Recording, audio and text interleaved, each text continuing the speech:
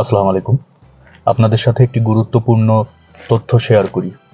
সেটি হচ্ছে বিগত কয়েক মাস আগে কিন্তু অস্ট্রেলিয়া বাংলাদেশের স্ট্যাটাসকে লেভেল 1-এ বা গ্রেড 1-এ উন্নীত করেছিল। তো এর পেছনে আসলে একটি বড় কারণ ছিল যে বাংলাদেশের যেই ডকুমেন্টেশন বা বাংলাদেশের স্টুডেন্টের যে ভিসা প্রসেসিংয়ের যে প্রক্রিয়াগুলো সবকিছু মিলিয়ে অস্ট্রেলিয়া সন্তুষ্ট ছিল এবং সেজন্যই তারা বাংলাদেশকে লেভেল 1-এ ডেভেলপ করেছিল। কিন্তু কয়েক মাস যেতে না যেতেই বাংলাদেশকে আবার লেভেল 3-তে নিয়ে চলে এসছে অস্ট্রেলিয়া। তো এটা শুধুমাত্র বাংলাদেশের জন্যই না, গোটা সাউথ এশিয়াকেই লেভেল 3-তে নামিয়ে নিয়ে এসছে, শ্রীলঙ্কা ছাড়া। শ্রীলঙ্কা আছে লেভেল 2-তে। এখন আমার যেটা কথা যে গোটা সাউথ এশিয়া লেভেল 3-তে নেমে যাক, তাতে তো আমাদের কিছু যায় আসে না। বাংলাদেশ কেন লেভেল 1 থেকে লেভেল 3-তে আসবে? দেখুন, এটার মূল কারণ হচ্ছে কি এই নীলক্ষেত ভার্সন। এই কথাটা কেন বলছি? আমি যেহেতু বাংলাদেশে কিছু ইমিগ্রেশন কনসালটেন্সি ফার্মের লিগ্যাল অ্যাডভাইজার, পাশাপাশি আল্লাহর রহমতে আমি যেহেতু কানাডায় নিয়মিত আসা যাওয়াও করি, এখানেও বিভিন্ন আরসিআইসির সাথে আমার ওঠা বসা আছে, ওনাদের সাথে আমার এক্সপিরিয়েন্স শেয়ারিং হয়। অনেক ক্ষেত্রে ওনারা ওনাদের বাংলাদেশি ক্লায়েন্টদের কোনো সাপোর্ট লাগলে সেটা আমার কাছ থেকে নেন। আমার কোনো ক্লায়েন্টের যদি এখানে কোনো সাপোর্ট লাগে আমি তাদের কাছ থেকে নেই। এভাবে আমরা কোঅপারেশন করে কাজ করি। তো সেই ক্ষেত্রে যেই এক্সপিরিয়েন্সগুলি হয়েছে, এই এক্সপিরিয়েন্সের আলোকে বলছি,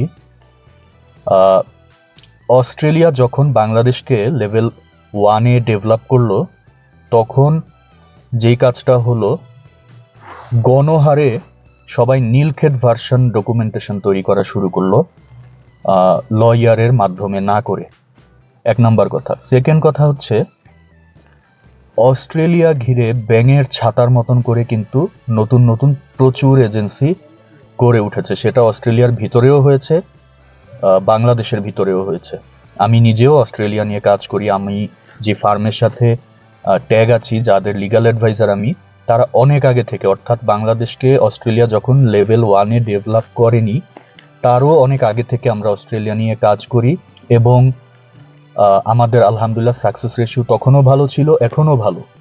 কিন্তু এখানে যেই ইস্যুটা আছে সেটা হচ্ছে যে আমাদের ক্লায়েন্টদের যে ডকুমেন্টেশন, সেগুলো আমরা অনেক কিছু মাথায় রেখে আমরা সেই ডকুমেন্টেশনগুলো করি। কারণ এন্ড অফ দ্য ডে একটা স্টুডেন্টের বা একজন ক্লায়েন্টের ভিসা সাকসেস হলে সেটা তার পার্সোনাল অ্যাচিভমেন্ট, পার্সোনাল হ্যাপিনেস, কিন্তু আমাদের কিন্তু এটা বৃহৎ অর্থে অ্যাচিভমেন্ট। কারণ কি, একজন ক্লায়েন্ট যখন সাকসেস হয়, ন্যাচারালি তখন তার সারাউন্ডিংস যারা আছে, যারা দেশের বাইরে যেতে চায়, আমাদের কাছেই কিন্তু রেফার করে। এতে কি হয়, আমাদের কিন্তু বিজনেস গ্রো করে, আমাদের আরও বেশি এক্সপিরিয়েন্স হওয়ার সুযোগ হয়। তো সেই ক্ষেত্রে বৃহৎ অর্থে কিন্তু আমাদের এটা অনেক বড় অ্যাচিভমেন্ট। তো যেই কারণে আমরা অনেক কিছু মাথায় রেখে খুব নিখুঁতভাবে কাজগুলো করি আল্লাহর রহমতে। বাদ বাকিটা অফকোর্স রিজিক, যার রিজিক যেখানে আছে সে সেখানেই যাবে। কিন্তু একটা ভালো উসিলা লাগে।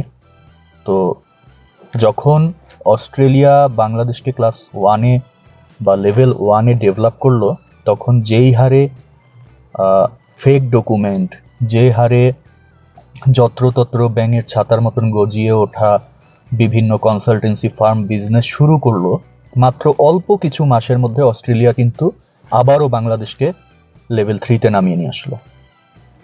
তো এটা আসলে একটা লেসন। আমরা আসলে কি শিখলাম এইটাই যে কোথাও কোনো সুবিধা পেলে সেটার মিস ইউজ করতে হয় না। এবং বিশেষ করে যে বিদেশের যে ব্যাপারগুলো, সেটা শুধু অস্ট্রেলিয়া বলে না, যে কোনো দেশের ক্ষেত্রেই আপনারা যখন আপনাদের ফাইল প্রসেস করবেন, আপনারা অবশ্যই ভালো কনসালটেন্সি ফার্মের মাধ্যমে করবেন। ইমিগ্রেশন সম্পর্কে এক্সপার্ট, ইমিগ্রেশন প্র্যাকটিস করেন এরকম লয়ারের মাধ্যমে আপনারা আপনাদের ফাইলগুলো নিয়ে অগ্রসর হবেন। এবং সবচেয়ে বড় কথা হচ্ছে কি, শুধু বিদেশ না, যে কোনো ক্ষেত্রেই যেখানে লিগ্যাল ইস্যু আছে, আপনারা প্রাইমারি কিছু টাকা বাঁচাতে গিয়ে নীলক্ষেত, কম্পিউটার কম্পোজের দোকান, এই যে এই ধরনের জায়গাগুলোতে যান সার্ভিস নিতে, এন্ড অফ দ্য ডে কি হয়, বিদেশের ক্ষেত্রে হলে আপনাদের ভিসা রিফিউজ হয় অথবা আরো কঠিন হয়ে যায় প্রক্রিয়াগুলো। আর দেশের ভেতরের কোনো কাজ যদি আপনাদের থাকে যেখানে লিগ্যাল সাপোর্ট দরকার, সেই ক্ষেত্রে আপনারা কিছু পয়সা বাঁচাতে গিয়ে ওই নীলক্ষেত ভার্সনে কাজ করেন, নাইলে আপনাদের এলাকার স্থানীয় যে কম্পিউটার কম্পোজের দোকান আছে সেখানে চলে যান, সেখানে গিয়ে কাজ করেন। স্টাম্প বিক্রেতা যারা আছে তাদের কাছে গিয়ে কাজ করেন। এরপরে কি হয়, এরপরে যখন আপনারা কোনো কেসের নোটিশ পান, তখন আপনারা ঠিকই লয়ারের কাছে যান, কিন্তু যেটা হয় আপনাদের পেনাল্টি তখন অনেক বেশি হয়ে যায়। আপনারা তখন লয়ারের ফিও দেন, আবার গভর্নমেন্ট পেনাল্টিও দেন, এবং কেসের যে প্রসিডিউরগুলো আছে সেগুলিও আপনারা ফেস করেন।